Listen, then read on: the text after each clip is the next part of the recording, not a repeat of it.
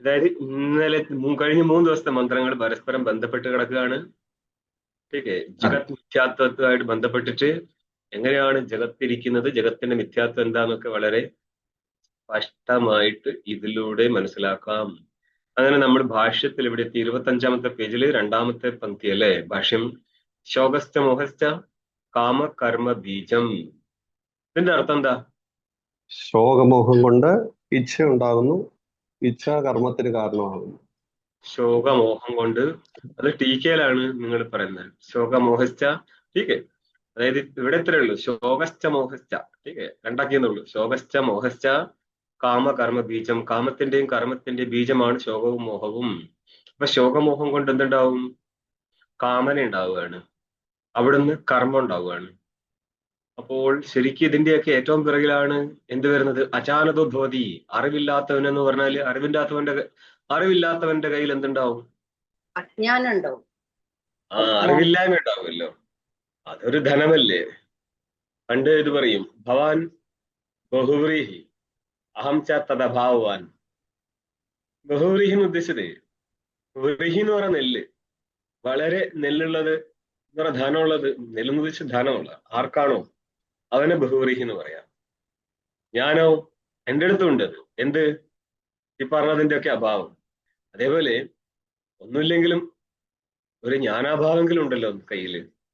അപ്പോൾ അചാനത്തോ ഭവതി, അറിവില്ലാത്തവനാണ് എന്തുള്ളത്? ശോകവും മോഹവും ഉള്ളത്. ആ ശോകവും മോഹവുമാണ് കാമത്തിന് കാരണം. കാമമാണ് കർമ്മത്തിന് കാരണം. അതായത് ദർശപൂർണമാസാഭ്യം യജേത സ്വർഗകാമഹ, കാരീര യജേത വൃഷ്ടികാമഹ, സാംഗ്രാഹിണ്യ യജേത ഗ്രാമകാമഹ എന്നൊക്കെ വിധിയുണ്ടെങ്കിൽ പോലും പുത്രകാമ ഇഷ്ടയ യജേത, പുത്രകാമ ഇഷ്ടിയാൽ പുത്രകാമൻ യാഗം നടത്തും ഇത്യാദി വിധികള് എവിടെയാ വരത്തുള്ളൂ? വിധി ഉള്ളത് കൊണ്ട് അത് നടപ്പാക്കണം എന്ന് നിർബന്ധമൊന്നുമില്ല. വിധിയുണ്ടെങ്കിലും ഇച്ഛയുണ്ടെങ്കിലേ കർമ്മം ചെയ്യത്തുള്ളൂ. അപ്പൊ വിധിയല്ല ഇവിടെ കാരണം, സ്വന്തം ഇച്ഛയാണ് കാരണം. ഇച്ഛയ്ക്കനുസരിച്ചാണ് പ്രവൃത്തി വരുന്നത്. എന്നപ്പോൾ ആദ്യം മൂലകാരണമായിട്ട് അവിദ്യ. ഈ അവിദ്യയുടെ വിഷയം ഏതാ? ബ്രഹ്മം. ബ്രഹ്മം. ബ്രഹ്മം അവിദ്യയുടെ വിഷയമാണെങ്കിൽ അവിദ്യ എന്തു പറയും? ബ്രഹ്മവിഷയക വിദ്യ. ബ്രഹ്മവിഷയക അവിദ്യ. അതായത് അജ്ഞാനം എന്നുള്ളത് ജ്ഞാനം പോലെ തന്നെ സവിഷയകമായിരിക്കും. എന്ന് പറഞ്ഞാൽ ഏതെങ്കിലും ഒരു വിഷയം അജ്ഞാനത്തിനുണ്ടാകും എന്നർത്ഥം. അറിയാം, എന്തറിയാം എന്നൊരു ചോദ്യമുണ്ട്. അതായത് ആ ജ്ഞാനത്തിന്റെ വിഷയത്തെയാ ചോദിച്ചിരിക്കുന്നത്, എന്തറിയാം. ഇതേപോലെ തന്നെയാണ് അറിയത്തില്ല. എന്തറിയത്തില്ല? ഘടത്തെ അറിയത്തില്ല എന്നാണോ, പടത്തെ അറിയത്തില്ല എന്നാണോ? അവിടെയും അജ്ഞാനത്തിന്റെ വിഷയം പ്രസിദ്ധമാണ്. അതേപോലെ ജ്ഞാന അജ്ഞാനങ്ങൾക്ക് വിഷയം പ്രസിദ്ധമാണ്. അതേപോലെ അവയ്ക്ക് ആശ്രയവും പ്രസിദ്ധമാണ്. എനിക്കും അറിയത്തില്ല, ഞാനാണ് ആശ്രയം. ഘടത്തെ അറിയത്തില്ല, ഘടവച്ചന ചൈതന്യമാണ് വിഷയം. അപ്പൊ ചൈതന്യമായിട്ടാണ് നമ്മൾ വിഷയത്തെ ചൈതന്യ രൂപത്തിലാണ് ഗണിക്കപ്പെടുന്നത്.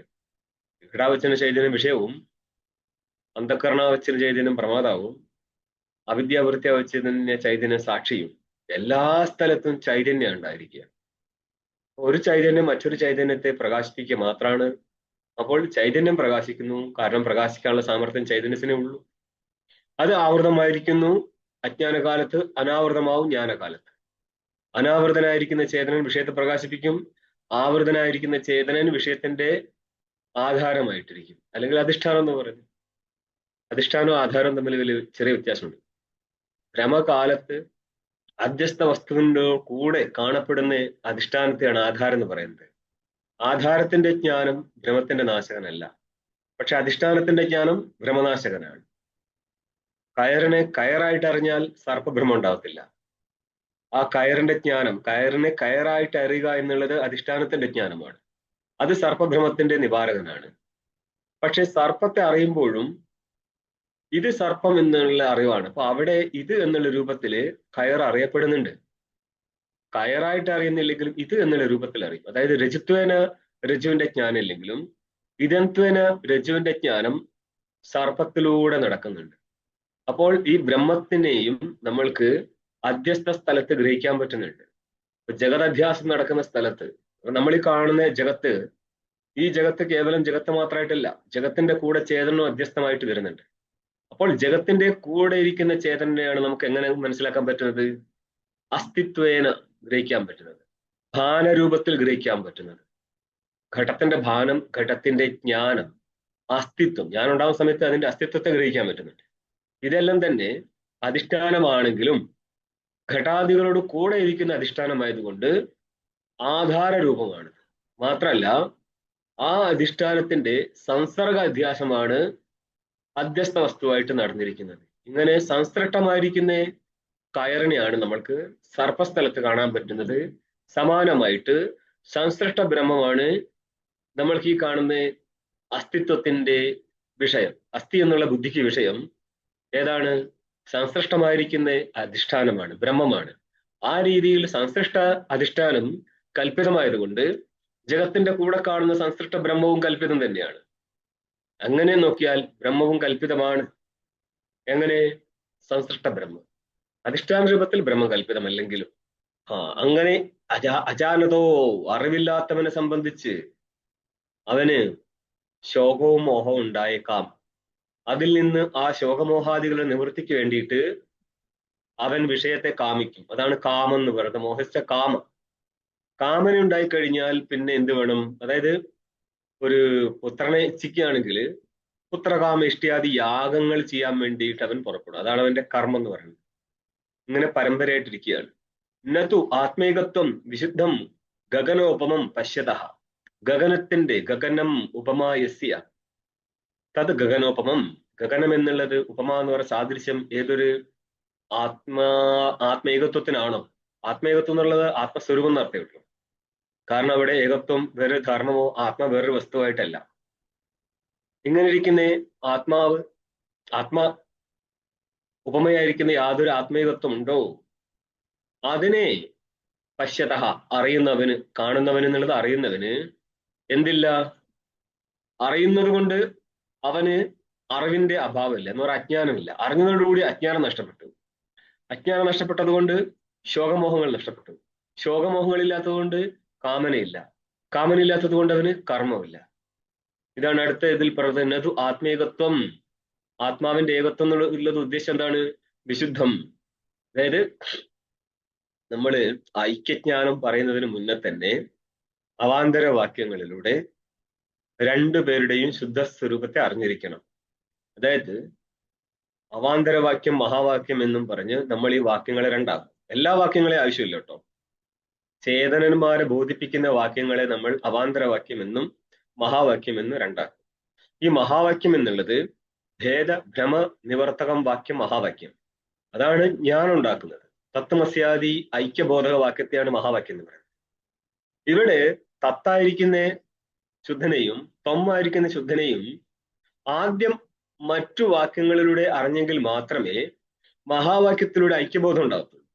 ഐക്യബോധം ഉണ്ടാവുന്നതിന് മുന്നേ ഐക്യം എവിടെയാ പറയുന്നത്? കൂടസ്ഥനിലും ബ്രഹ്മത്തിലും. അപ്പൊ കൂടസ്ഥന്റെ ബോധവും വേറിട്ട് തന്നെ കേട്ടോ. കൂടസ്ഥന്റെ വേറെ ബോധവും ശുദ്ധബ്രഹ്മത്തിന്റെ വേറെ ബോധവും അവാന്തരവാക്യങ്ങളിൽ നിന്ന് ഉണ്ടായ ശേഷം മാത്രമാണ് മഹാവാക്യം ആ രണ്ട് വസ്തുക്കളുടെ ഐക്യം ബോധിപ്പിക്കുന്നത്. അപ്പോൾ അവാന്തരവാക്യം എന്ന് പറഞ്ഞാല് സ്വരൂപബോധകം വാക്യം അവാന്തരവാക്യം. ആ സ്വരൂപബോധക വാക്യങ്ങളെ തന്നെ രണ്ടാക്കും. വിശിഷ്ടനെ ബോധിപ്പിക്കുന്ന വാക്യമുണ്ട്, ശുദ്ധനെ ബോധിപ്പിക്കുന്ന വാക്യമുണ്ട്. ठीक है.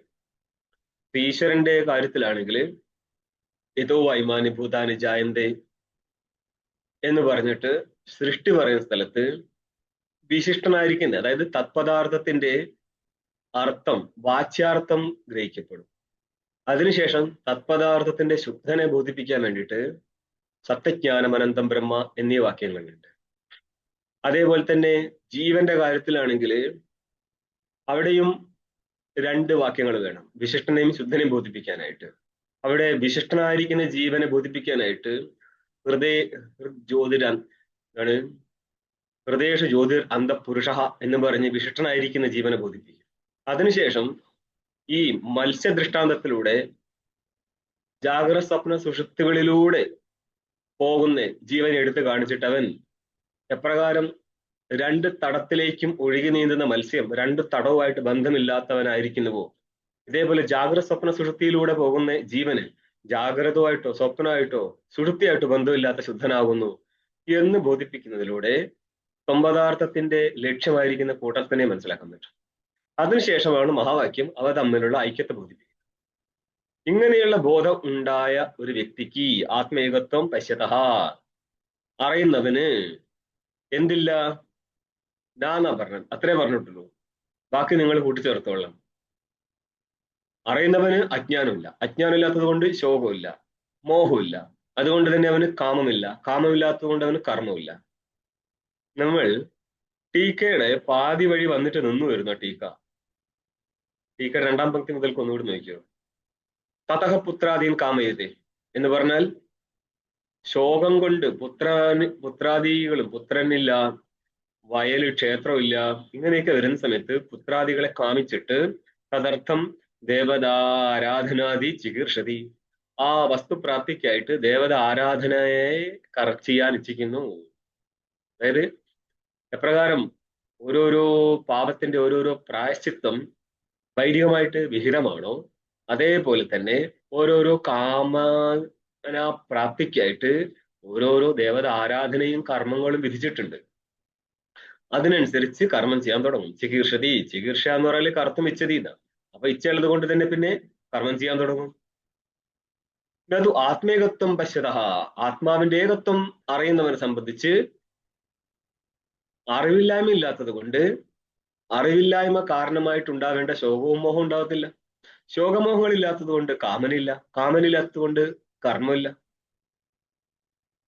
തതോ അന്വയ വ്യതിരേകാഭ്യാം ശോകാദേർ അവിദ്യാകാര്യത്വ അവധാരണാത്. അതുകൊണ്ട് എന്ത് നിശ്ചയിക്കാം, അന്വയ വ്യതിരേകം വഴി എന്ന് പറഞ്ഞാല് യസത്വേ യസത്വം, തസത്വം, യഥഭാവേ തദഭാവം. അന്വയം എന്ന് പറഞ്ഞാൽ സംബന്ധം, വ്യതിരേകം എന്ന് പറഞ്ഞാൽ അഭാവം എന്നർത്ഥം. ഉദാഹരണത്തിന് മൃത്തിരിക്കെ, അതായത് അതിന്റെ അർത്ഥം മൃത്തിരിക്കെ മൃസത്വേ ഘടസത്വം എന്നുള്ളതിന്റെ അർത്ഥം തന്നെ മൃതിതര സർവകാരണ സത്വേ സതി മൃസത്വേ ഘടസത്വം എന്നാണ്. മൃത്തിൽ നിന്ന് ഭിന്നമായിട്ട് സകല കാരണങ്ങളും സമ്പന്നമായിരിക്കും. അങ്ങനെ പറയും സാമഗ്രി എന്ന് പറയും. സാമഗ്രി എന്നുള്ള ശബ്ദത്തിന് കാരണകലാപം എന്നാണ് അർത്ഥം. കാരണകലാപം എന്ന് ഉദ്ദേശിച്ചത് സകല കാരണങ്ങളും എന്നർത്ഥം. സകല കാരണങ്ങളും ഉണ്ടെങ്കിൽ മാത്രമേ, അതായത് സാമഗ്രി ഉണ്ടെങ്കിൽ മാത്രമേ അതിന്റെ അടുത്ത ക്ഷണത്തിൽ കാര്യം ഉത്പന്നമാകൂ. അപ്പോൾ കാര്യത്തിന്റെ നിയത പൂർവ്വവൃത്തി ഏതാണോ അതിനെയാണ് നമ്മൾ കാരണം എന്ന് പറയുന്നത്. നൈയായികന്മാര് കാരണത്തെ വിശദീകരിക്കുന്ന സമയത്ത് സമവായി അസമവായി നിമിത്ത ഭേദമായിട്ട് നിമിത്ത രൂപത്തിൽ 3 വിധ കാരണം എടുക്കും. വേദാന്തിയോ ഉപാദാന നിമിത്തം എന്നിവ രണ്ടാക്കാറുള്ളൂ. വിഷയമൊന്നുമില്ല. ജഗത്തിനെ സംബന്ധിച്ച് നിമിത്ത കാരണം ആരാ? നിമിത്ത കാരണം ഇല്ലാന്നുണ്ടോ? ഈശ്വരൻ. ജഗത്തിന്റെ നിമിത്ത കാരണം ഈശ്വരൻ. ഈശ്വരൻ ഏത് കാരണ ജഗത്തിന്റെ? അപ്പൊ ജഗത്തിന്റെ ഉപാദാന കാരണം ഏതാ? അതാണോ ഈശ്വരൻ? അപ്പൊ നിമിത്ത കാരണോ? മായ. നിമിത്ത കാരണം ഈശ്വരൻ, ഉപാദാന കാരണം മായ. ഉപാദാന കാരണം മായ. ജഗത്തിന് ചുരുങ്ങിയപക്ഷം 2 കാരണങ്ങളും വേണം അല്ലെ? എല്ലാറ്റിനും. ഘടത്തിന് പോലും പുല്ലാലിനുണ്ട്, മൃത്തുണ്ട്. ഇതേപോലെ ജഗത്തിനെ ഉണ്ടാക്കുന്ന ആരാണെങ്കിലും അവിടെ എത്ര കാരണം ഉണ്ടാവും? അതായത് വേദാന്തത്തിന്റെ ബേസിക് ആട്ടോ അതൊക്കെ. പോലും സംഭവം വെള്ളത്തിലാണ്. നിത്യബുദ്ധ ശുദ്ധ ആത്മാ, നിത്യബുദ്ധ ശുദ്ധ ആത്മാ ജഗത്തിന്റെ കാരണമാണോ? അതെ. അങ്ങനെ പറയുന്നതിന് കൂടെ കുഴപ്പമൊന്നുമില്ല. അതെ. അതിനെ തന്നെ രണ്ടാക്കി മാറ്റാം. അതേ നിത്യശുദ്ധൻ തന്നെ മായായുക്തനായിട്ട് ഈശ്വരനായിട്ട് ജഗത്തിന്റെ കാരണമാകുന്നു എന്നോ അങ്ങനെ നിർബന്ധമൊന്നുമില്ല. അതേ നിത്യശുദ്ധനിൽ തന്നെ ജഗത് ഉത്പന്നമാകുന്നു. എങ്ങനെ? മായ സഹകാരി കാരണമായിട്ടിരുന്നു കൊണ്ട്. ഇത് വളരെ ചുരുക്കം ബുക്കിലേ കിട്ടത്തുള്ളൂ. ജഗത്തിന്റെ പരിണാമോപാദാനമായിട്ട് മായയും വിവർത്ത ഉപാദാനമായിട്ട് ചേതനനും ഇത് സാമാന്യമായിട്ട് വരും. ഓക്കെ. അതേപോലെ തന്നെ നിമിത്ത കാരണമായിട്ട് ചേതനം തന്നെ. ചേതനാണ് നിമിത്ത കാരണമായിട്ട് വരിക, കുലാലാദികളെ പോലെ. ഉപാദാനം എങ്ങനെയുണ്ടെന്നുള്ള കാര്യത്തിൽ വ്യത്യാസം ഉണ്ടാവും. ഇത് നമ്മൾ 2-3 വട്ടം ക്ലാസ്സിൽ മുമ്പ് പറഞ്ഞതാണ്. അപ്പോൾ നിമിത്ത അഭിന്ന ഉപാദാന കാരണമാണ് ഈശ്വരൻ. അതായത് ജഗത്തിനെ ആരാണോ സൃഷ്ടിക്കുന്നത് അവൻ തന്നെയാണ് ജഗത്തായി വന്നത്. സമ്മതിയോ? ജഗത്തിനെ ആരാണോ സൃഷ്ടിച്ചത് അവൻ തന്നെയാണ് ജഗത്തായി വന്നത്. സമ്മതാണോ? സമ്മതം തന്നെ. സമ്മതാണ്. സമ്മതാണ്, നിങ്ങൾ സമ്മതാണ്. ഇനിയിപ്പം പിന്നെ ഒന്നും ചെയ്യാൻ പറ്റത്തില്ല, ഈശ്വരൻ സൃഷ്ടിച്ചേ പറ്റത്തുള്ളൂ. നിങ്ങൾക്ക് സമ്മതമല്ലെങ്കിൽ ഈശ്വരൻ സൃഷ്ടി നിർത്തി കളഞ്ഞത്. ഈശ്വരനിലാണെന്നല്ലേ നമ്മൾ ആദ്യം തന്നെ പഠിക്കുന്നത് സ്വാമി. അപ്പൊ പിന്നെ അത് തന്നെയല്ലേ ഈശ്വരനാണ്. ആച്ഛാദനം ചെയ്തിരിക്കുന്നു എന്നല്ലേ? ആച്ഛാദനം, ആച്ഛാദനത്തിന്റെ അർത്ഥം എന്താ? മൂടപ്പെട്ടിരിക്കുന്നു. മൂടുക എന്ന് പറയുന്ന അർത്ഥം എന്താ? ശാഖട്ട് മൂടുന്ന പോലെ മൂടി വെച്ചതാണോ ബ്രഹ്മം ജഗത്തിനെ? ഈശ്വരൻ ചൈതന്യത്താൽ നിറഞ്ഞിരിക്കുന്നു, അങ്ങനെയാണോ? ഈശ്വര ചൈതന്യം നിറഞ്ഞിരിക്കുന്നു അല്ലേ? അതായത് നമ്മളെ ആകാശം മൊത്തം സൂര്യപ്രകാശം വ്യാപിച്ചതുപോലെ ഈശ്വരന്റെ പ്രകാശം ഈ ജഗത്ത് മൊത്തം വ്യാപിച്ചിരിക്കുന്നു, അങ്ങനെയാണോ ഉദ്ദേശിച്ചത്? ഈശ്വരൻ തന്നെയാണ് എന്നുള്ളത് ആണോ അല്ലയോ എന്ന് പറഞ്ഞാൽ മതി. വ്യാപിച്ചല്ല സ്വാമിജി, അത് തന്നെയാണ് ജഗത്ത്. ഏത് തന്നെ? ബ്രഹ്മം തന്നെയാണ് ജഗത്ത് അല്ലേ? ബ്രഹ്മം. അപ്പം ജഗത്തില്ല സ്വാമിജി, ബ്രഹ്മമാണ്. ഈ കാണുന്നത് എന്താ?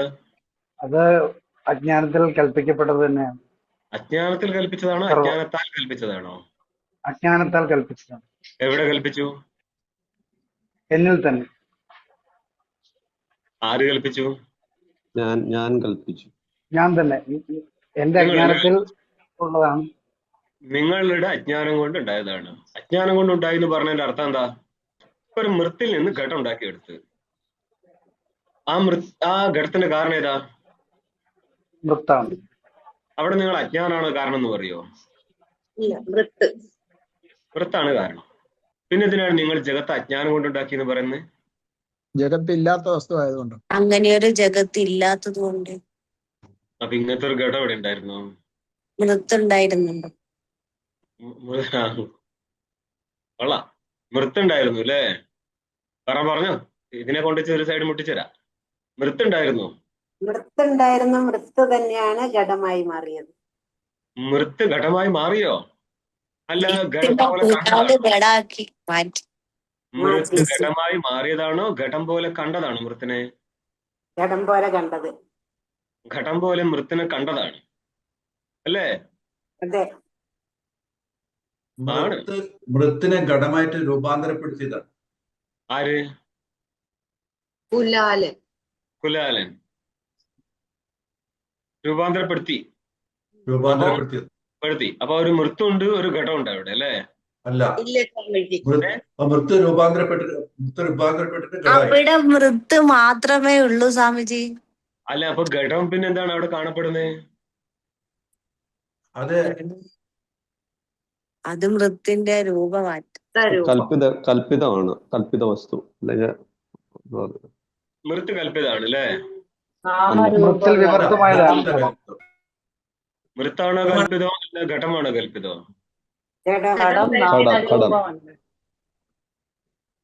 ഘടം മൃത്തിൽ കൽപ്പിതമാണ്, അങ്ങനെയാണോ പറയുന്നത്? അതെ. അപ്പൊ കണ്ടുകൊണ്ടിരിക്കുന്ന ഘടം പിന്നെന്താ? കൽപ്പിതമാണ്. കൽപ്പിതമായിട്ട് നിങ്ങൾ അതിൽ വെള്ളം വെച്ചിട്ട് നിങ്ങൾക്ക് തിളപ്പിക്കാൻ പറ്റി, നിങ്ങൾ എന്തൊക്കെ വ്യൂഹം നടത്തിയിട്ടുണ്ട് ഘടം കൊണ്ട്? നമ്മൾ കൽപ്പിച്ച ജഗത്തിൽ നമ്മൾ എന്തെല്ലാം ഉണ്ടാക്കിയെടുക്കുന്നുണ്ട്. അതായത് ഇവിടെ കുറച്ച് ഞങ്ങൾ മാറ്റുന്നു, ക്വചിത് ഭേദവും ക്വചിത് അഭേദവും മാനിക്കും. വേദാന്തി പല സ്ഥലത്ത് പല രീതിയിൽ വ്യവഹരിച്ചു കളയും. കാര്യത്തിന് ഭേദമുള്ളത് കൊണ്ടാണ് ഘടത്തിലെ വ്യവഹാരം നടക്കുന്നത്. പക്ഷെ ഘടത്തിലും മൃത്ത് അനിശ്ചിതമായിട്ടിരിക്കുന്നത് കൊണ്ട് അത് ഘടമല്ല, മൃത്ത് മാത്രമാണ്. അപ്പൊ മൃത്തിന്റെ രൂപത്തില് എന്താണ് ഏകത്വവും കാര്യകാരണ രൂപത്തിൽ ഭേദവും അവിടെ മാനിക്കുന്നുണ്ട്. അങ്ങനെ ഒരു ഭേദസഹിഷ്ണു അഭേദം അവിടെ പറയാൻ പറ്റും. പക്ഷെ അപ്പോൾ പോലും നിങ്ങൾ വെള്ളം കൊണ്ടുവച്ചത്, ഞാൻ അടുത്ത സ്റ്റെപ്പിലേക്ക് കയറുകയാണ്, നിങ്ങൾ ഈ വെള്ളം കൊണ്ടുവച്ചത് എവിടെയാ? മൃത്തിൽ തന്നെയാണ്, അല്ലല്ല ഘടത്തിലാണ്. ഘടം എന്ന് താത്കാലികമായിട്ട് അതിന് പേരിട്ട് വിളിച്ചതാണ്. അതിനെ മോൾഡ് ചെയ്ത് അങ്ങനെ വെച്ചപ്പോൾ, അങ്ങനെ ഒരു രൂപം പ്രാപിക്കുമ്പോൾ പോലും അത് മൃത്ത് മാത്രമാണ്. ഒരു 100 ഗ്രാം മണ്ണെടുത്തിട്ട് ഒരു ഘടം ഉണ്ടാക്കിയാൽ അതിന് 200 ഗ്രാം കിട്ടത്തില്ല. അതായത് കാരണത്തിന്റെ വെയിറ്റും കാര്യത്തിന്റെ വെയിറ്റും ഭിന്ന ഭിന്നമായിട്ട് കാണേണ്ടതായിരുന്നു. കാര്യം കാരണത്തിൽ നിന്ന് ഭിന്നമായിരുന്നു എങ്കിൽ. പക്ഷെ ഇവിടെ അങ്ങനെ കാണൂല. അതുകൊണ്ട് ഘടം മൃത്ത് മാത്രമാണ്. പക്ഷേ ആ ഘടം എന്നുള്ള നാമവും ഘടം എന്നുള്ള രൂപവും മൃത്തിൽ കൽപ്പിതമാക്കി വെച്ചിരിക്കുന്നു. അതിന്റെ വ്യവഹാരവും നടക്കും. പക്ഷെ വ്യവഹാരം നടക്കുന്നത് മൃത്തിൽ തന്നെയാണെന്നുള്ളതാണ്, ഘടത്തിലല്ല വ്യവഹാരം. പിന്നെയോ കുറച്ചു കാലത്തേക്ക് നമുക്ക് അതിനെ ഘടമെന്ന് വിളിക്കാമെന്ന് മാത്രം. വിളിക്കുമ്പോൾ പോലും ആ ഘടം മൃത്ത് മാത്രമാണ്, അല്ലേ? അവിടെയാണ് പറയുന്നത് നിങ്ങൾക്ക് എന്താണ് വേണ്ടതെന്ന്. ഘടത്തിൽ മൃത്തിനെ കാണാൻ പഠിക്കൂ എന്നാ പറയുന്നത്. അത് ഇതിനെ കണ്ട്, അതായത് നമ്മുടെ നിങ്ങൾ കേട്ടിട്ടുണ്ടാവൂലേ ഗീതാഭവൻ, ഗീതാ പ്രസ് എന്നൊക്കെ കേട്ടിട്ടില്ലേ? ഗീതാ പ്രസ്സുകാർക്ക് ഇഷ്ടംപോലെ ബുക്കുണ്ട്. അത് ഭാഷയും കിട്ടും, ഗീതാ ഭാഷയൊക്കെ അവരുടെ അടുത്തുണ്ട്. അവരുടെ പല ബുക്കിന്റെയും പിറകില് ഒരു പശു ഉണ്ടാവും. പശുവിന്റെ വാലിൽ കൃഷ്ണൻ, കൊമ്പിൽ കൃഷ്ണൻ. ഇതെന്ത് കാണിക്കാൻ വേണ്ടി വരച്ചതാ? എല്ലാവരുടെയും കൃഷ്ണമയം കാണിക്കാൻ വേണ്ടിയിട്ട്. അപ്പൊ ജഗത്ത് മൊത്തം ബ്രഹ്മമാണ് എന്നുള്ളത് ദൃഷ്ടാന്തം പറയുന്ന നേരം ഘടം മൃത്താണെന്നുള്ളതിന് മൃത്തിലൂടെ ഘടത്തെ കാണണം എന്ന് ഉദ്ദേശിച്ച് പറഞ്ഞതല്ലത്. ഇത് ദൃഷ്ടാന്തം മാത്രമാണ്. നിങ്ങൾ ഈ ജഗത്തിനെ കാണുമ്പോഴും ജഗത്തിലൂടെ ബ്രഹ്മത്തെ കാണണമെന്നും ആ ബ്രഹ്മത്തിൽ ജഗത്ത് കൽപ്പിതമായതിനാൽ ജഗത്തിന് സത്തയില്ല എന്നും ഉള്ളത് ബ്രഹ്മം മാത്രമാണ് എന്നുള്ള അറിവിൽ എത്തിക്കഴിഞ്ഞാല് ആ അറിവിനാൽ, അത് പരോക്ഷജ്ഞാനമാണ്, ആ പരോക്ഷജ്ഞാനത്താല് എന്ത് ചെയ്യണം? ജഗത്തിനെ മൂടണം എന്നേ പറഞ്ഞിട്ടുള്ളൂ. എന്ന് പറഞ്ഞാല് ജഗതാകാര വൃത്തി ഇല്ലാതെ ബ്രഹ്മാകാര വൃത്തിയിൽ നിലനിൽക്കണം എന്നുള്ളതാണ് ഈശ്വരനാൽ ജഗത്ത് മൂടപ്പെടണം എന്നുള്ളതിന്റെ അർത്ഥം തന്നെ. ബ്രഹ്മത്തിന് തന്നെ മനസ്സിലായാലും അവിദ്യക്ക് പോലും ചിലപ്പം തിരിച്ചറിവുണ്ടാവും, ഞാൻ ഈ ബ്രഹ്മത്തിൽ കൽപ്പിക്കപ്പെട്ട വസ്തുവാണെന്ന്. അപ്പൊ നോക്കിയോ, നീ മുന്നോട്ട് പോവാണ്. അന്യ വ്യതിരേകാഭ്യാം ശോകാദേർ അവിദ്യാകാര്യത്വ അവധാരണാത്. ശോകമോഹാദികളെല്ലാം അവിദ്യാകാര്യമാണെന്ന് നിശ്ചയിക്കാൻ പറ്റുന്നുണ്ട്. എങ്ങനെ? അന്യ വ്യതിരേകം വഴി. എന്ന് പറഞ്ഞാല് അവിദ്യാസത്വേ ശോകമോഹാദി സത്വം. അവിദ്യ അഭാവേ. ആർക്കാണ് അവിദ്യ ഇല്ലാത്തത്? ജ്ഞാനിക്ക്. അവിടെ എന്തുമില്ല? ശോകമോഹാദികളില്ല. ഇപ്രകാരം അവധാരണം നിശ്ചയം നടക്കുന്നതിനാൽ മൂലാവിദ്യ നിവൃത്യ ഏവ ശോകാദേർ ആത്യന്തികി നിവൃത്തിർ. മൂലാവിദ്യ തൂലാവിദ്യ എന്ന് അവിദ്യയെ തന്നെ നമുക്ക് രണ്ടാക്കാം. ഘടാദി അവച്ഛിന്ന വിഷയക അവിദ്യയാണ് തൂലാവിദ്യ. നിരവച്ഛിന്നമായിരിക്കുന്ന ബ്രഹ്മവിഷയക അവിദ്യയാണ് മൂലാവിദ്യ എന്നുള്ളത്. ഇതിനിപ്പോൾ ഇതായിട്ട് ബന്ധപ്പെട്ട് ഇവിടെ ഇല്ലെന്നാൽ ഞാൻ കുറച്ചുകൂടി കയറി പറയാണ്. സുഷുപ്തി സ്ഥലത്ത് രണ്ട് വിധ അവിദ്യയും പ്രകാശിക്കുന്നുണ്ട്. മൂലാവിദ്യയും തൂലാവിദ്യയും ഒരേപോലെ പ്രകാശിക്കും. സുഷുപ്തിയിൽ നിന്ന് തിരിച്ചു വന്ന് സ്മരിക്കാൻ പറ്റുന്നത് തൂലാവിദ്യ മാത്രമാണ്. കാരണം മൂലാവിദ്യയുടെ അനുഭവം ജ്ഞാനിക്കല്ലാതെ മറ്റാർക്കും നഷ്ടപ്പെടത്തില്ല.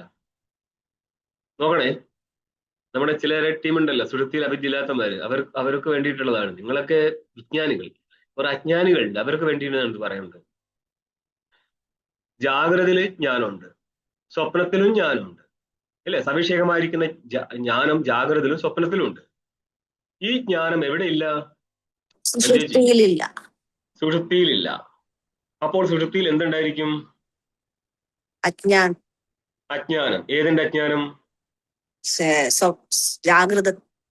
ജാഗ്രതയിലെയും സ്വപ്നത്തിലെയും വിഷയങ്ങളെ വിഷയീകരിക്കുന്ന ജ്ഞാനത്തിന്റെ അഭാവമായിരിക്കുന്ന അജ്ഞാനം എന്ന് പറഞ്ഞാൽ ജ്ഞാനം ഇല്ലെന്നർത്ഥം. അങ്ങനെ എടുത്താൽ മതി.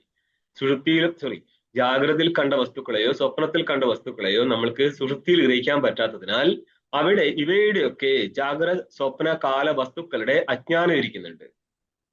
ഒന്ന് ഇതാണ് തൂലാവിദ്യ. അതേപോലെ തന്നെ മൂലാവിദ്യ എന്നുള്ള ബ്രഹ്മവിഷയക അജ്ഞാനവും സമാനമായിട്ട് അവിടെ ഇരിക്കും. ജാഗ്രത സ്വപ്ന സുഷുപ്തി സ്ഥലത്ത് 3 സ്ഥലത്തും അജ്ഞാനം ഇരിക്കുന്നുണ്ട്. 3 സ്ഥലത്തും സാക്ഷി മൂലാവിദ്യയെ പ്രകാശിപ്പിച്ചു കൊണ്ടേയിരിക്കും. പ്രകാശം നഷ്ടപ്പെട്ടെങ്കിൽ മാത്രമേ സംസ്കാരം ഉത്പന്നമാകത്തുള്ളൂ. സംസ്കാരം ഉത്പന്നമായെങ്കിൽ മാത്രമേ സ്മരിക്കാൻ പറ്റത്തുള്ളൂ. മനസ്സിലാകുന്നുണ്ടോ? അനുഭവം തീർന്നില്ല എങ്കിൽ അനുഭവജന്യ സംസ്കാരം വരത്തില്ല.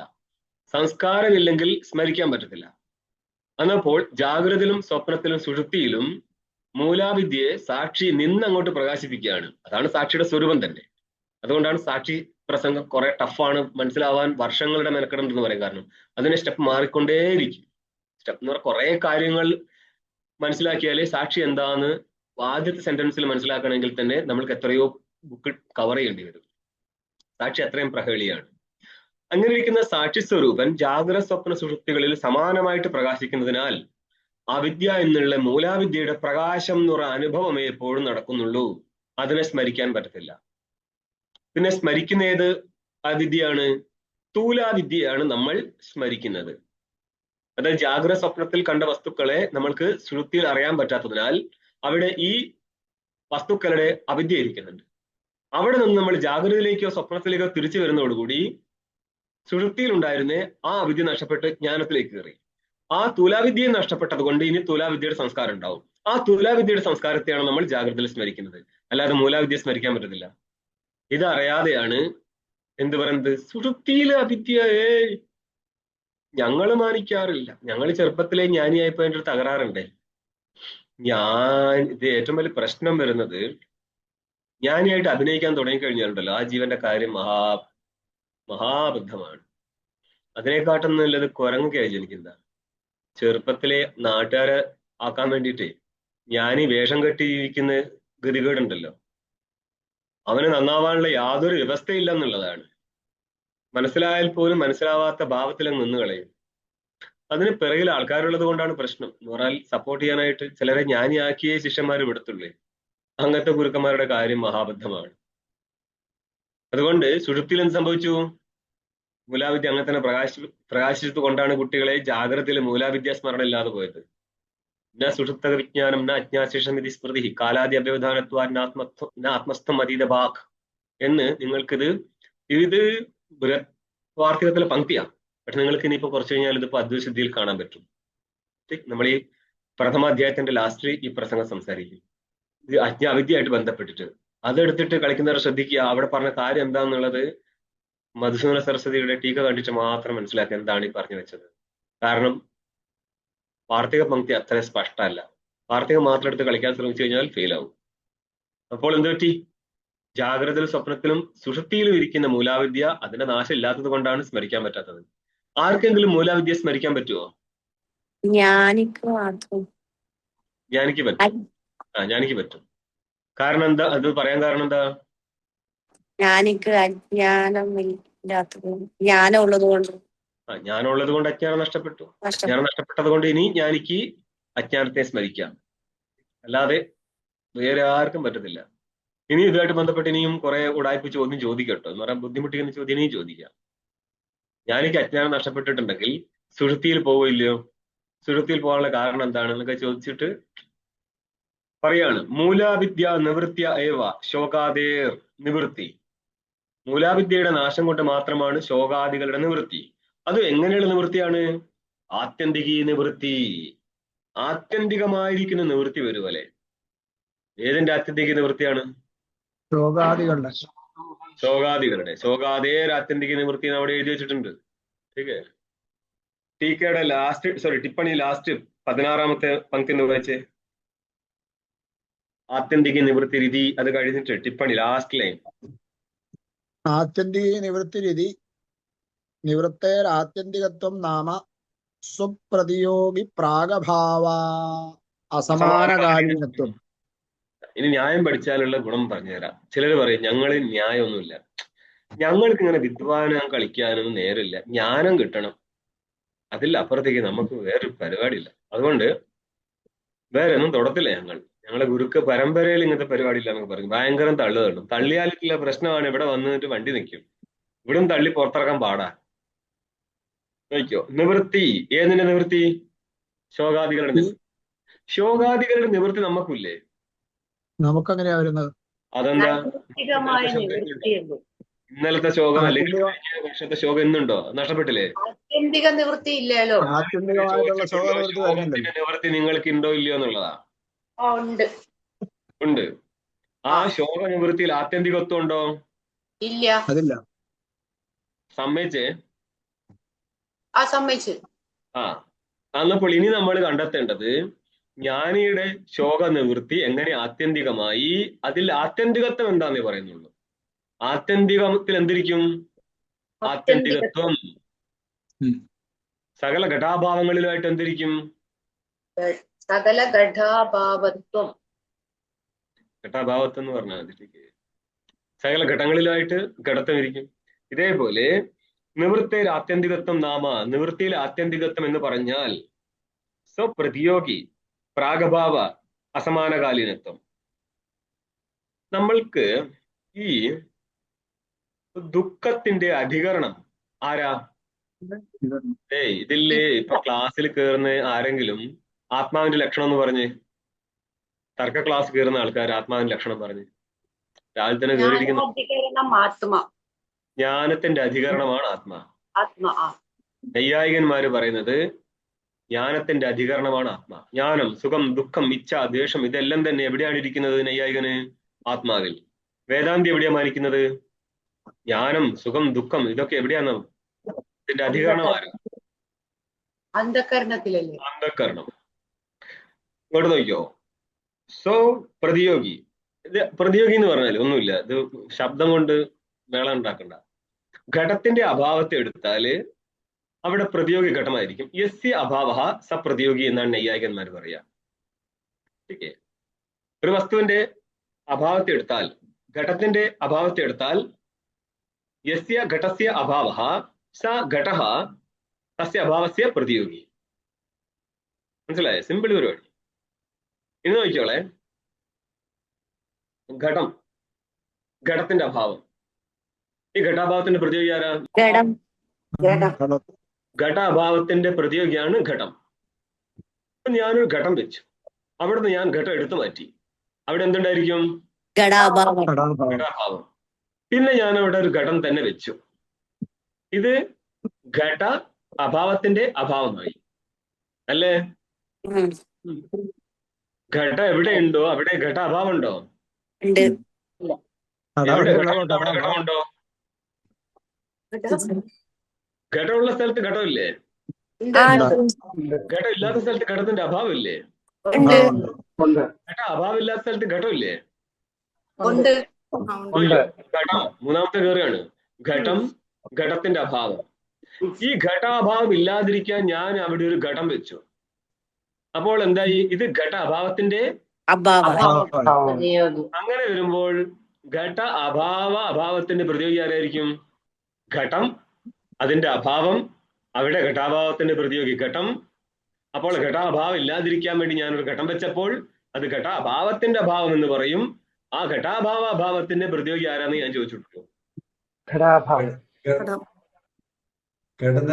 ഘടാഭാവമാണ്. ഘടാഭാവം സിമ്പിൾ പരിപാടി, ഇത്രയേ ഉള്ളൂ. ഓക്കെ, അപ്പോൾ സ്വപ്രതിയോഗി പ്രാഗഭാവം, അതായത് നമ്മൾക്ക് ഉണ്ടായിരിക്കുന്ന ദുഃഖത്തിന്റെ നിവൃത്തി ഏതെടുത്തത്? ശോകാദേർ ആത്യന്തിക നിവൃത്തി. അപ്പൊ ശോകാദികളുടെ നിവൃത്തി അജ്ഞാനിയുടെ ചിത്തത്തിലും സംഭവിക്കുന്നുണ്ട്. അതായത് നൈയായികനെ സംബന്ധിച്ച് അജ്ഞാനിയുടെ ആത്മാവിൽ ദുഃഖത്തിന്റെ നിവൃത്തി, ദുഃഖം എവിടെയാണ്? അതേ അധികരണത്തിലായിരിക്കും ദുഃഖത്തിന്റെ നിവൃത്തി സംഭവിക്കുക. ठीक है, ഘടം ഉത്പന്നമാവുന്ന കപാലത്തിൽ തന്നെയാണ് ഘടത്തിന്റെ ദോഷവും വരുന്നത്, ഘടത്തിന്റെ പ്രാഗഭാവവും വരുന്നത്. ठीक है, അപ്പോൾ എന്ത് പറ്റി? അന്ധക്കരണ നൈയായികന്മാർ പറയും ആത്മാവിൽ ശോകാദികൾ ഉത്പന്നമാവുന്നു, അപ്പോൾ ശോകാദികളുടെ നാശവും ആത്മാവിലാണ് വരിക. വേദാന്തിയെ സംബന്ധിച്ച് ആത്മാ നിർഗുണനും നിർധർമ്മകനുമായതിനാൽ ശോകാദികളൊന്നും തന്നെ ആത്മാവിലില്ല. പിന്നെ എവിടെ ഉണ്ടാവത്തുള്ളൂ? അന്ധക്കരണത്തില്. അപ്പോൾ ആ ശോകാദികളുടെ നാശം സംഭവിക്കുമ്പോൾ അതെവിടെയായിരിക്കും ഉണ്ടായിരിക്കുക? ഇപ്പോൾ ഒരു ശോകം നഷ്ടപ്പെട്ടാൽ അജ്ഞാനിക്ക് നാളെയോ മറ്റന്നാളോ ഒരു ശോകം ഇനി ഉണ്ടാവൂലേ? അപ്പോൾ ഈ അധികരണത്തിൽ, ഏതധികരണത്തില്?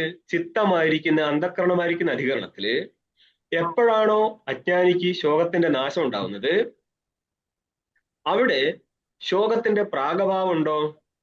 പ്രാഗഭാവം എന്ന് പറഞ്ഞാലേ കാര്യത്തിന്റെ ഉത്പത്തിക്ക് മുന്നേയുള്ള അഭാവത്തെയാണ് പ്രാഗഭാവം എന്ന് പറയുന്നത്. ഞാൻ പഠിച്ച ഘടം ഉത്പന്നമാവുന്നതിന് മുന്നേ മൃത്തിലിരിക്കുന്ന ഘടത്തിന്റെ അഭാവത്തെയാണ് ഘടപ്രാഗഭാവം എന്ന് പറയുക.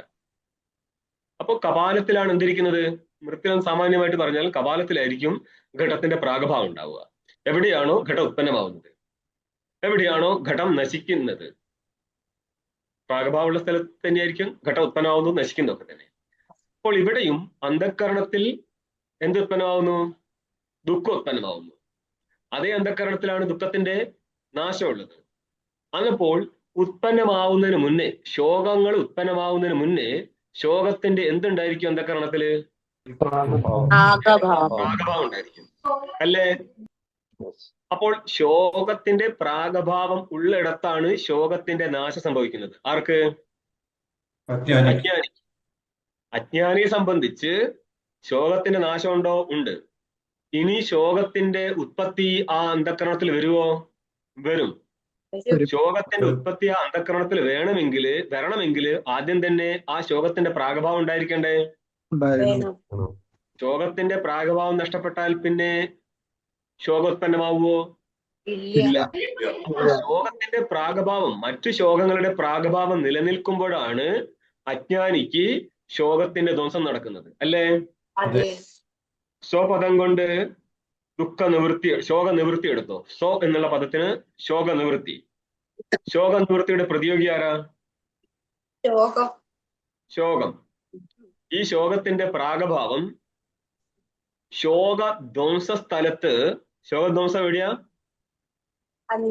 അന്ധക്കരണത്തില്.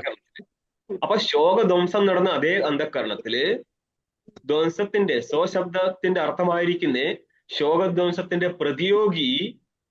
പ്രതിയോഗിയുടെ പ്രാഗഭാവം, പ്രതിയോഗിയുടെ പ്രാഗഭാവം നിലനിൽക്കുന്നുണ്ടോ? അതായത് ഒരേ അധികരണത്തിൽ തന്നെ, ഒരേ അന്ധകരണത്തിൽ തന്നെ എന്തൊക്കെയുണ്ട്? ശോകത്തിന് നിവൃത്തിയുണ്ട്, ശോകപ്രാഗഭാവമുണ്ട്. ഒരു അന്ധകരണം, അവിടെ ശോകത്തിന് നിവൃത്തി. ശോക നിവൃത്തിയുടെ പ്രതിയോഗിയാണ് ശോകം അല്ലേ? ആ ശോകത്തിന്റെ പ്രാഗഭാവം അതേ അന്ധകരണത്തിലില്ലേ? നോക്കിയോ, ഒരേ അന്ധകരണത്തിൽ തന്നെ ശോകത്തിന്റെ നിവൃത്തിയും ശോക നിവൃത്തിയുടെ പ്രതിയോഗിയുടെ പ്രാഗഭാവം ഇരുന്നില്ലേ? അതായത് ഒരേ അന്ധകരണത്തിൽ തന്നെ ശോകത്തിന്റെ പ്രാഗഭാവവും ശോകത്തിന്റെ നിവൃത്തിയും ഇരുന്നു. അന്നപ്പോൾ ഈ ശോക നിവൃത്തി സ്വപ്രതിയോഗി പ്രാഗഭാവ സമാനാധികരണമാണ്, ഒരേ അധികരണത്തിലാണ് ഇരിക്കുന്നത്. ശരിക്കേ? അധികരണം അല്ല വെച്ചത്, ഇവിടെ കാലമാണ്. അധികരണത്തിലും ശബ്ദം വരാറുണ്ട്, ഇങ്ങനത്തെ പല പാറ്റേൺസിൽ വരുമ്പോൾ. സമാന കാലീനം എന്നെടുത്തോ. അതായത് ഏത് കാലത്താണോ അജ്ഞാനകാലത്ത് അജ്ഞാനിക്ക് ശോകം നഷ്ടപ്പെടുന്ന അതേ കാലത്ത് തന്നെ അതേ അന്ധകരണത്തിൽ, ശരിക്ക് ഒരു അധിഷ്ഠാന ശബ്ദം കൂടി വേണ്ടതാ, ഇല്ലെങ്കിൽ ദോഷം കയറി വരും. നൈയായികന്റെ കണ്ണുപെട്ട പണിയാവുന്നത്. ഞാൻ ഇത് ആദ്യം അന്വേഷിച്ചത്, എന്നിട്ട് ദോഷം ഇനി വരുത്താം. ശരിക്കേ? അവർ അണ്ടർസ്റ്റുഡ് ആയതുകൊണ്ട് വിട്ടുകളയുന്നതാണ്. നൈയായി വേദാന്തി അത്രയൊന്നും കയറി പോകത്തില്ല. ഇത് ബേസിക് ടെക്സ്റ്റ് ആയതുകൊണ്ട് കുറച്ച് ഒഴിവാക്കി വിട്ടതാണ്. അന്ധകരണം, അതേ അന്ധകരണത്തിൽ തന്നെ സ്വപദ വാച്യമായിരിക്കുന്ന ശോകത്തിന്റെ നിവൃത്തി അതേ കാലം തന്നെ, അതേ കാലം എടുത്താൽ മതി. സ്വപ്രതിയോഗി പ്രാഗഭാവ സമാനകാലീനം. സ്വപദം കൊണ്ട് ശോക നിവൃത്തി, അതിന്റെ പ്രതിയോഗി ശോകം, പിന്നെ സ്വപ്രതിയോഗി പ്രാഗഭാവം എന്ന് പറഞ്ഞാല് ശോകപ്രാഗഭാവം. ശോകപ്രാഗഭാവം എപ്പോഴാണോ ഇരിക്കുന്നത് അപ്പോൾ മാത്രമാണ് അജ്ഞാനിക്ക് ഉണ്ടായിരുന്ന ശോകത്തിന് ധ്വംസം സംഭവിച്ചത്. അപ്പോൾ ഏത് കാലത്താണോ അജ്ഞാനിക്ക് ശോകധ്വംസം സംഭവിച്ചത് അതേ കാലത്ത് അജ്ഞാനിയെ സംബന്ധിച്ച് എന്തുണ്ട്?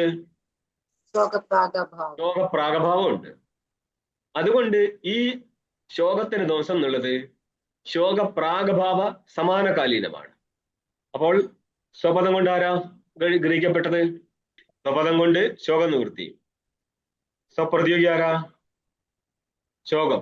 ഇനി അതിന്റെ പ്രാഗഭാവത്തെ എടുക്ക്. പ്രാഗഭാവത്തിന്റെ സമാനമായിരിക്കുന്ന കാലമാണ് ആർക്കുണ്ടായിരിക്കുന്നത്? ശോകനിവൃത്തിക്ക്. അപ്പൊ ശോകനിവൃത്തിയുടെ പ്രതിയോഗി പ്രാഗഭാവത്തിന്റെ സമാന കാലത്താണ് ഇരിക്കുന്നത് എന്ന് പറ. ഏത് കാലത്താണോ ശോകനിവൃത്തി സംഭവിച്ചത് അതേ കാലത്ത് ശോകപ്രാഗഭാവം ഇരിക്കുന്നുണ്ട്.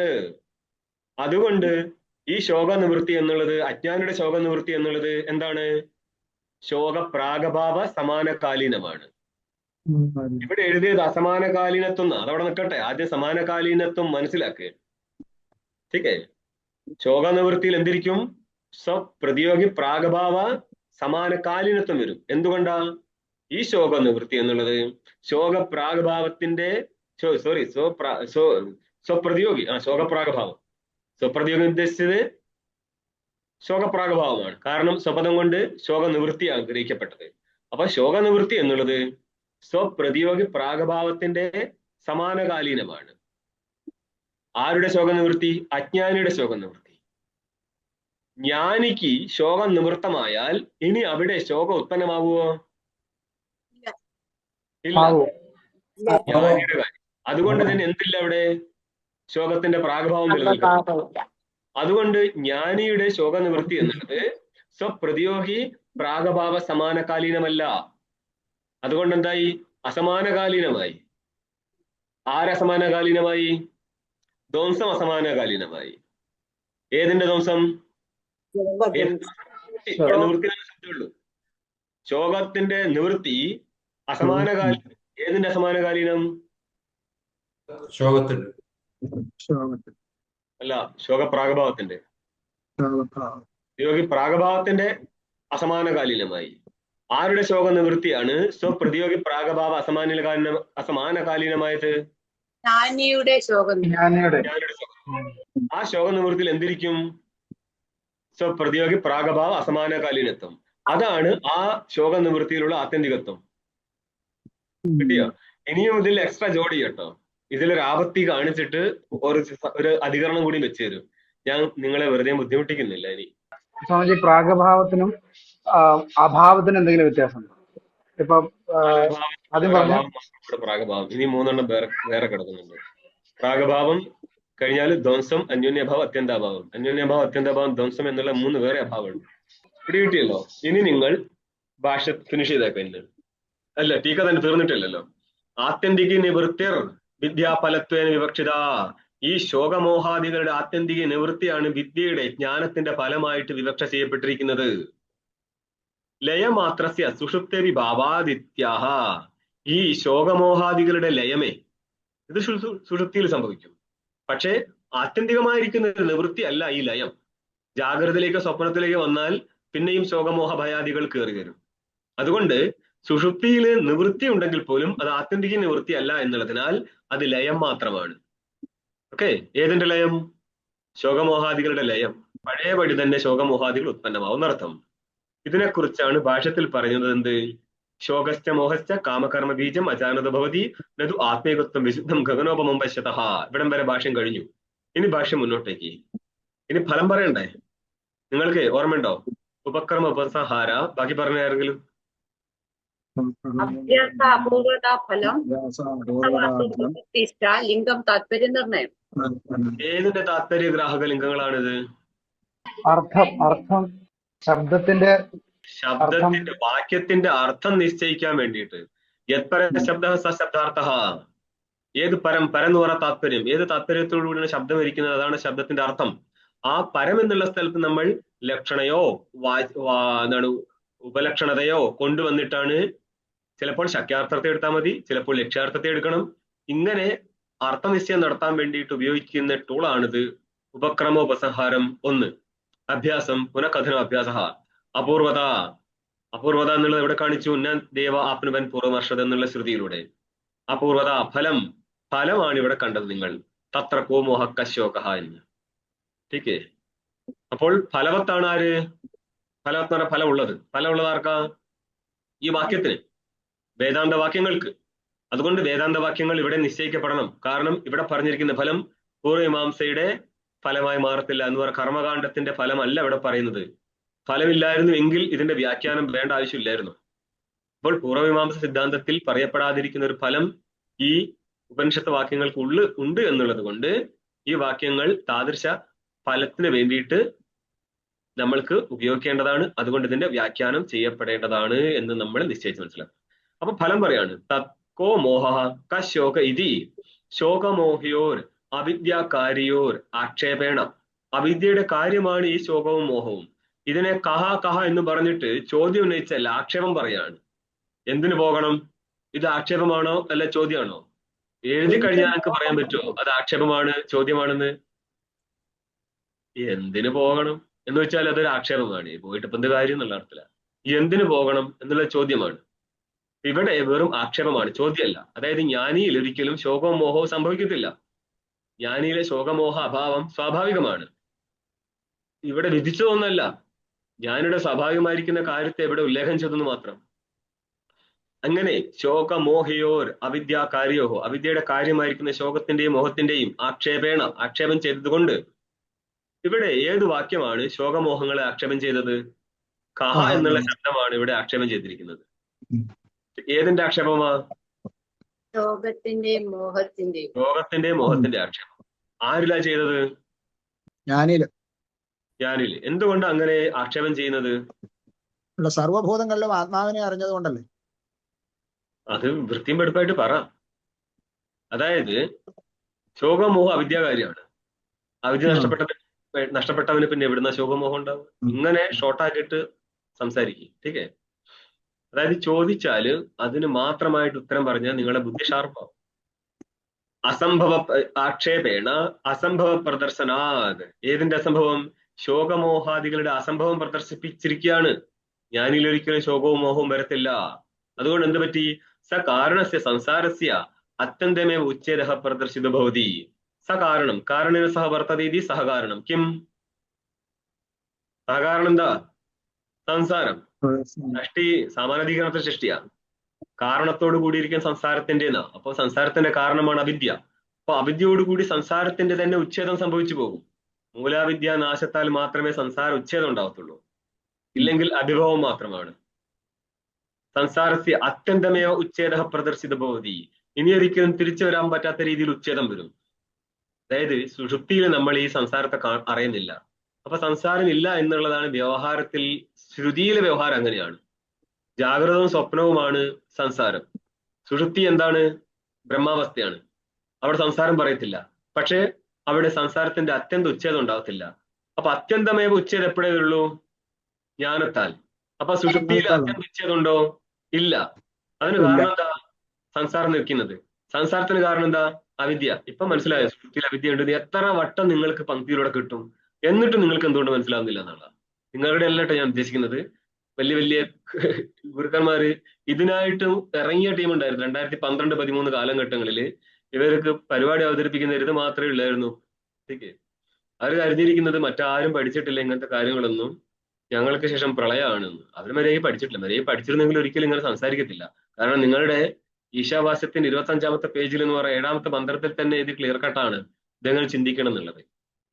നമ്മളെ ചില സ്ഥലങ്ങളുടെ കേമത്വം കൊണ്ട് അവിടെ പോയിരുന്നതിന്റെ ഒരു കാര്യമൊന്നുമില്ല.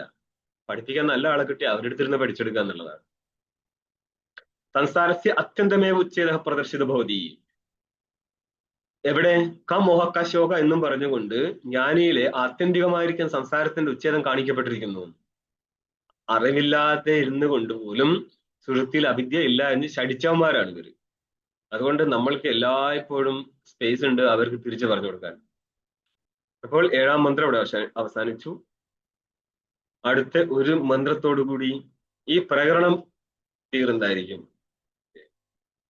8-ാം മന്ത്രത്തിൽ ഈ പ്രകരണം അവസാനിക്കും. ഓം പൂർണ്ണമദഃ പൂർണ്ണമിദം പൂർണ്ണാത് പൂർണ്ണമുദച്യത്തെ പൂർണ്ണസ്യ പൂർണ്ണമാദായ പൂർണ്ണമേവാവശിഷ്യത്തെ. ഓം ശാന്തി ശാന്തി ശാന്തി. ശങ്കരം ശങ്കരാചാര്യം കേശവം ബാദരായണം സൂത്രഭാഷ്യകൃതൗ വന്ദേ ഭഗവന്തൗ പുനഃ പുനഃ. ഈശ്വരോ ഗുരുരാത്മേതി മൂർത്തിഭേദ വിഭാഗിനെ വ്യോമവത്വ്യാപ്തദേഹായ ദക്ഷിണാമൂർത്തയേ നമഃ. ഓം ശാന്തി ശാന്തി ശാന്തി.